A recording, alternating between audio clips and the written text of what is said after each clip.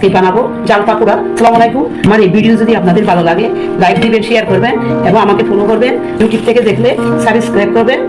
লাল সেমাই দিয়ে জাল পাকুড়া বানাবো। এখানে আমি লাল সেমাই নিয়েছি, আপনারা যে কোনো সেমাই নিতে পারেন। গরম পানি দিয়ে ভিজিয়ে দিব।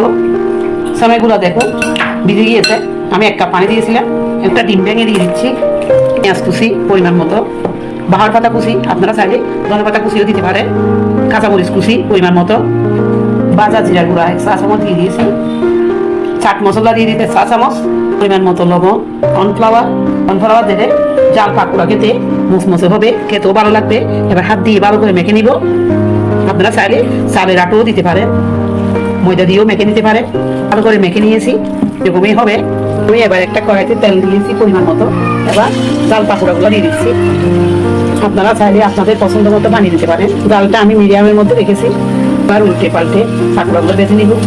পাকুড়াগুলো আমি উল্টে পাল্টে বেছে নিয়েছি এবং তেল করে বেঁধে উঠেছে। এবার এই অবস্থায় আমি নামিয়ে কিছু চাওয়ালের মধ্যে নিয়ে দিচ্ছি। আর বাকি যে আছে এগুলিও আমি বেছে নিব। বাকিগুলো আমি বেঁধে দিচ্ছি। আমি বেঁধে নিয়েছি, এবার উঠিয়ে নিব। আপনারা চাইলে চালের গুঁড়ো দিয়ে দিতে পারেন, আর আধা চা চামচ বেকিং পাউডারও দিয়ে দিতে পারেন। আর একটু গুঁড়ো হবে। পাকুড়াগুলো আমি নিয়ে এসেছি বিকেলের নাস্তায়, খুব সহজে এভাবে পরিবেশন করতে পারবেন। আশা করি আপনাদেরও ভালো লাগবে। সবাই ভালো থাকবেন। আল্লাহ হাফেজ।